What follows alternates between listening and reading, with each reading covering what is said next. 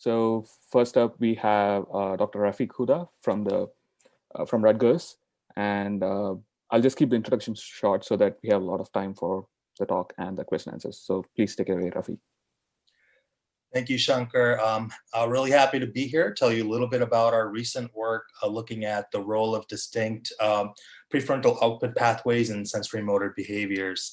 So I'm going to start by just plugging the fact that I just started a new lab and we're hiring at all levels. So if the work I'm about to describe to you sounds interesting, please reach out and we can carry the conversation forward from there.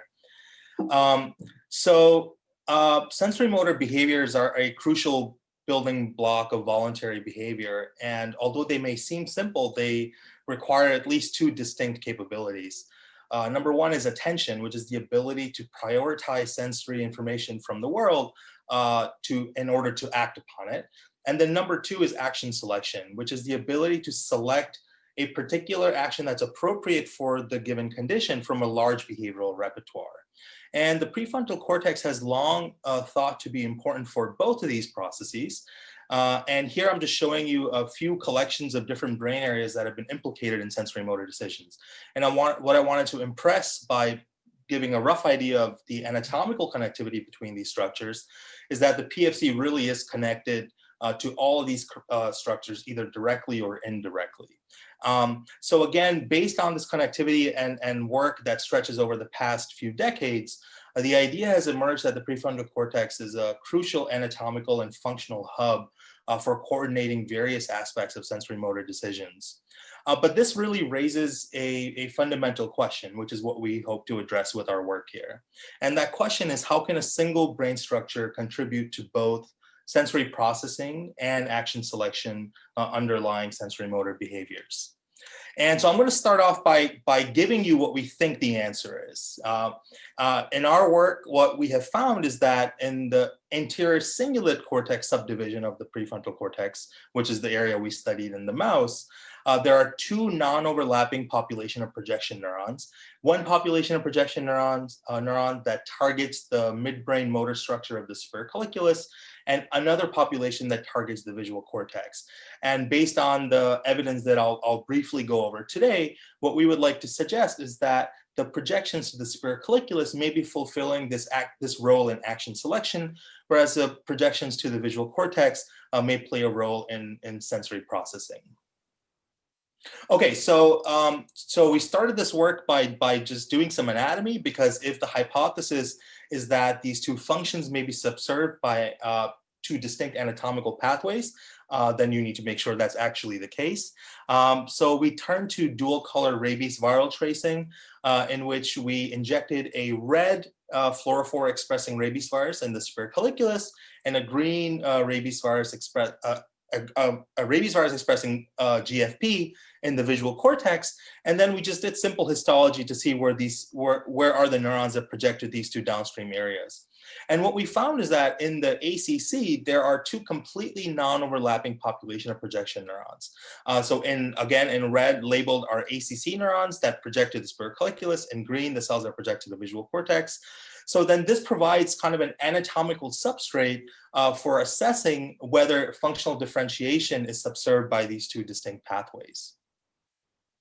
Okay, so in order to actually look at this, we developed a visually guided action selection task. So in this task, head-fixed mice are head fixed in front of a screen on which they're shown a visual cursor that appears either on the right or the left side of the screen, and the mice are supposed to report their detection of these visual cues by moving it to the center of the screen by rotating a trackball.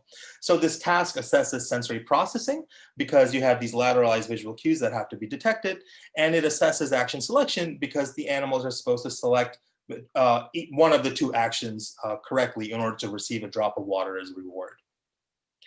Okay, so the sensory selection, the sensory processing aspects is quite clear. The mice are shown these lateralized visual cues, but of course these ball rotations that the animals are making are rather artificial, right?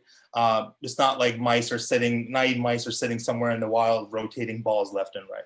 And so we were wondering how this might relate to more naturalistic behaviors. So what we did is we turned to deep lab cut, We recorded mice while they were rotating the ball while head fixed, and the same mice when they were locomoting while they were freely moving. And we compared their forepaw positions in these two situations using deep left cut. Okay, so what we found is that when mice, freely moving mice, when they're turning, let's say, for example, leftward, the way they turn is by positioning their paws opposite to the side of the turn. So when a mouse is turning leftward, they'll, on average, their left and right paw position is going to be to the right, and vice versa for rightward turns. And similarly, you can imagine that when the mice are rotating the ball, of course, they're head fixed, so their body axis is not moving, but they're rotating the ball counterclockwise by moving their forepaw in one direction or the other. So based on this kind of analysis, what we would like to suggest is that rightward turns in the freely moving condition, based on how the forepaws of the mice are moving, are actually akin to counterclockwise rotations of the trackball. And this will become important as I go through some of the experiments that we have done. Okay, so kind of as a brief summary of what the task is, the animals are shown one of two cues. A visual cue can appear on the left or the right side of the screen, and the animals, the correct response for these cues is a contraversive action or an ipsiversive action. Again, these actions are defined relative to the left hemisphere.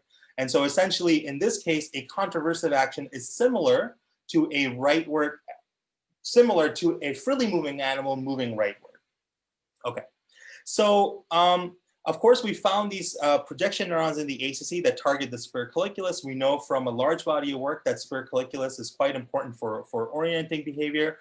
So the first thing that we did is we wanted to see if the superior colliculus is involved in this task. As you would expect from the forepaw tracking analysis that we did, it turns out that when we inactivate the superior colliculus to inactivate the superior colliculus, what we did here is we injected a virus in the superior colliculus that expresses JAWS, and then on a subset of trials, we inactivated by shining orange light. So then we can compare what is the effect of SC inactivation on non-laser trial and laser trials. And essentially what we found is that when we inactivate the superior colliculus, there's a huge deficit whenever a contraversive action is the correct response to be made.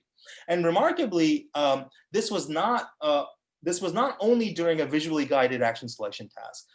If we look at mice when they're just untrained mice that are just spontaneously moving the ball without being trained to associate any cue with those movements, we again found that inactivating the superior colliculus decreases contraversive action.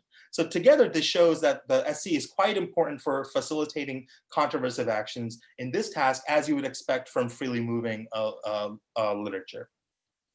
Okay, so what information might the ACC be sending to the superior colliculus? So to address this issue, we turned to two-photon calcium imaging, in which we could selectively measure the responses of these projection neurons. And I'm just going to summarize the results that we found here. Surprisingly, what we found is that the ACC outputs to the superior colliculus actually relays information about ipsiversive actions, not contraversive actions, as you might expect from the SC inactivation results. And so to look at the functional relevance of this information that we recorded physiologically, we turned to projection-specific inactivation. We expressed a virus expressing JAWS in the ACC, and then implanted an optic fiber cannula over the superior colliculus to selectively inactivate only this projection pathway. And in contrast to the inactivation of the SC, what we found is that the ACC-SC inactivation actually leads to a decrease in ipsiversive actions. And so exactly why these two effects are opposite to each other, we're still exploring. And again, just to plug my lab, we'll be looking at in more detail. But coming back to the issue at hand, what is the role of the ACC-SC and the ACC-VC pathway in sensory and motor processing? And so again, we turn to projection-specific inactivation, targeting the ACC-VC pathway this time. And what we found is that inactivating this pathway, instead of having an effect on the ipsiversive action as we did with the ACC-SC pathway, now we see a deficit on performance whenever the animal is shown a right visual cue. So again, if the animal is performing the task on a right visual cue, we inactivate the left ACC-VC pathway and we get a behavioral deficit. But these experiments on their own don't really help us distinguish whether these pathways are playing a role in the sensory part of the behavior or the motor part of the behavior. So what we reasoned is, instead, if we train mice on a reverse sensorimotor contingency, so that now the visual cue that previously cued an Emcee action now instead cues a contra action. And then if we look at the effects of inactivating these two pathways, then we might be able to better discern whether one pathway plays a sensory role or a motor role. The hypothesis here would be that if a specific pathway plays a sensory role, then the effect of inactivation in the two tasks should be exactly the same.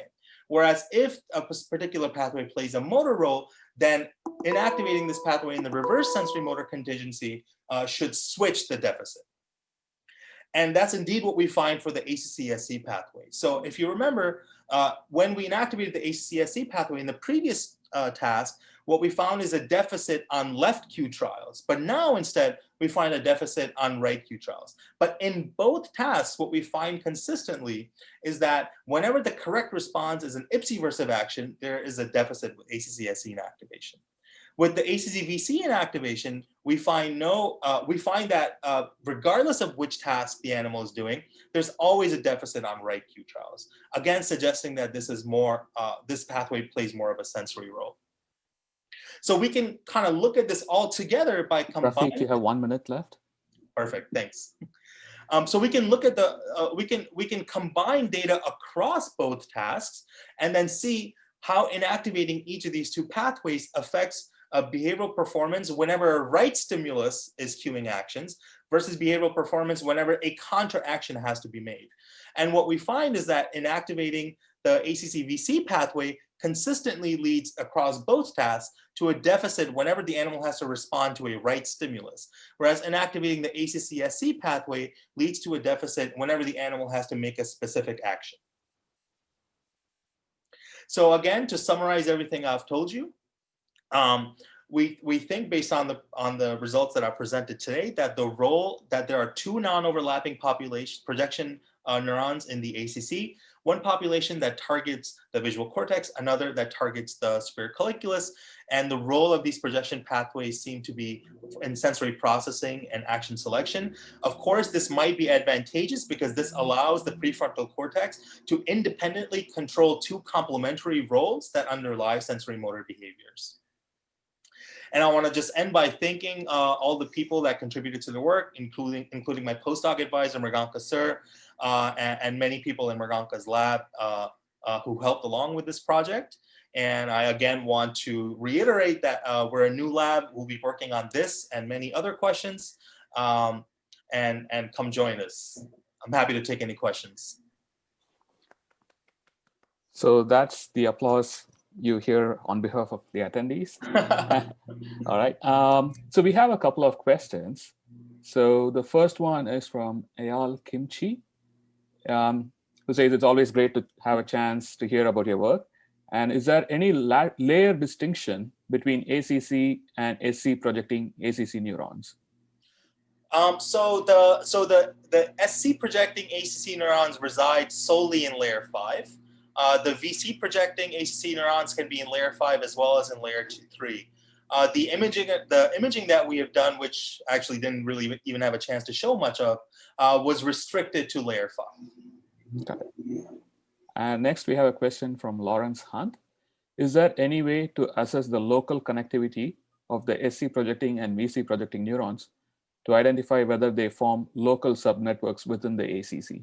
Yeah, that's a fascinating question, and it is a direction that that we'll actually be taking. So one strategy, well, of course you could do it in slice, but if you want to do it in a behaving animal, one strategy would be to do disynaptic tracing and then imaging locally, right? So for example, if you were to put a retrograde virus in the superior colliculus and then express your monosynaptic rabies, AAV vectors in the ACC itself, then that would label locally all the neurons that project to the ACC-SC cells or the ACC-VC cells, and then we can label them that way and look at what they're doing during the behavior. One caveat with this is that at least the previous generation of rabies viral vectors are toxic, but there are people are devising strategies for non-toxic labeling of these, and so this would be it's a great question, and it is doable. We just haven't done it yet. Great, Okay, thank you again. Thank you for the talk. Thanks. So next up, we have Dr. Abhishek Banerjee.